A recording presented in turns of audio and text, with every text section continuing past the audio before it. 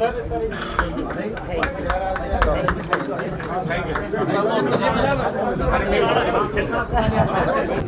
आओ, दो मिनट में बात करेंगे।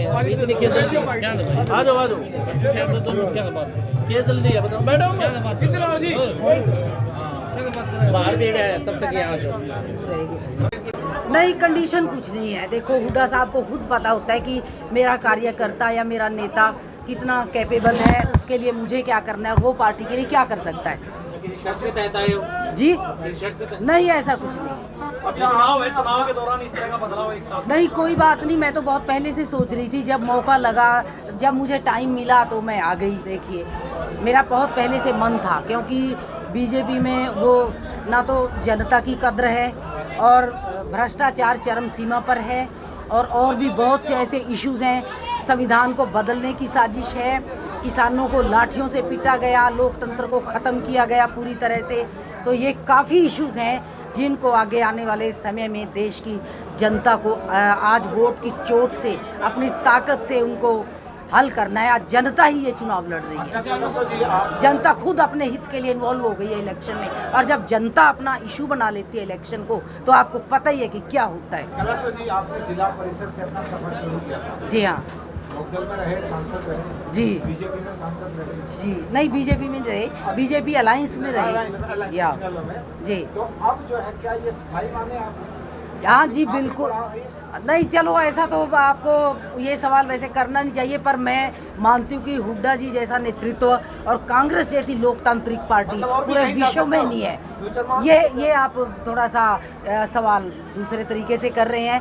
It is not required over here, and ये कोई ज़रूरी नहीं इस तरह से पूछना, जब कोई और नहीं पूछ रहे हैं तो। और पत्रकार ये इशू 2 बार पार्टी बदल चुके हैं, इसलिए सवाल बनता है। अरे ऐसा है, पार्टी में अपने जनता की आवाज़ उठाने के लिए गई थी मैं। जब जनता की आवाज़ ही नहीं उठाने दी जाती, मुझे किसान के मुद्दों के खिलाफ वहाँ पर आवाज़ उठानी थी, और मैंने उठाई भी काफ़ी हद तक, तो वो अच्छा नहीं लगा किसी को उस समय। तो फिर पार्टी का क्या करें, हमें तो जनता का हित चाहिए, ना कि पार्टी का हित चाहिए। यहाँ बेहतर तरीके से उठा सकते हैं, या बेहतर तरीके से पूरी खुली छूट है, पहले भी हमने उठाया है और कितने इश्यूज हल करवाए। अभी देर में समझ में आई है बात। नहीं, देर में नहीं समझ आई, बहुत पहले आ गई थी समझ में, बहुत पहले आ गई थी। हम यही सोचते रहे कि करेंगे, बदलेंगे, क्योंकि मोदी जी पे थोड़ा सा यकीन था, लेकिन नहीं, वो भी अब चाटुकारों से घिर गए हैं और जनता के हित की कोई परवाह नहीं रही। ना भ्रष्टाचार की तरफ ही कोई ध्यान दिया जा रहा है कि किस तरह से जनता के गाढ़े खून पसीने की कमाई को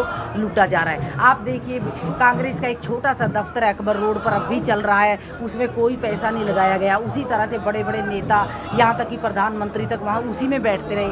और बीजेपी का वगैरह का इतना आलीशान बड़ा दफ्तर आप देख के आपके होश ही उड़ जाएंगे।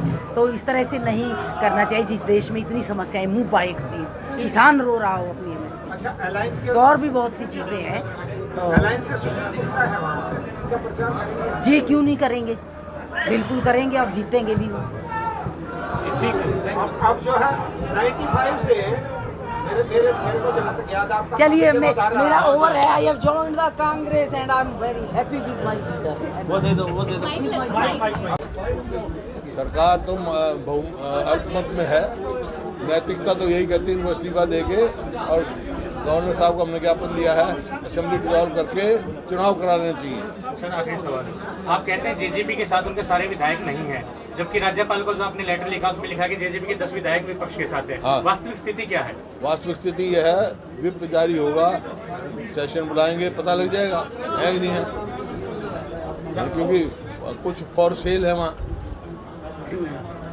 हमने हॉर्स ट्रेडिंग रोकने के लिए ये कहा है। ये हॉर्स ट्रेडिंग शुरू होगी, 3 विधायक बनाने से मिल रहे हैं, 2 बुलाए, ये हॉर्स ट्रेडिंग का एक संकेत है, और हम हॉर्स ट्रेडिंग नहीं चाहते, इस वास्ते हम रेजोल्यूशन नहीं मांग रहे हैं।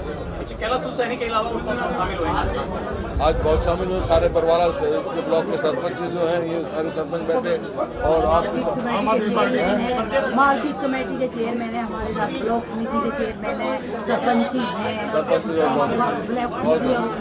बीजेपी से और भी कोई है महिला?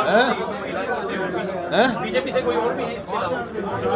और भी है, रोज हो रहे हैं, रोज हो रहे हैं। नाहरपुर से बीजेपी के नेता ये कह रहे हैं कि कांग्रेस पार्टी गुमराह करके चुनाव लड़ रही है, लोगों को गुमराह गुमराह तो वो कर रहे हैं, अपनी अचीवमेंट नहीं बता रहे 10 साल में क्या किया। हरियाणा नंबर 1 था प्रति व्यक्ति आय में, प्रति व्यक्ति निवेश में, नौकरी देने में, कानून व्यवस्था में, खेल खिलाड़ी में। आज कैसी नंबर 1, बेरोजगारी में नंबर 1 है, महंगाई में, अपराध में इतना बढ़ गया, जो देख रहे हैं। कोई अचीवमेंट है नहीं, बस एक ही बात कहने आता है उनको। थैंक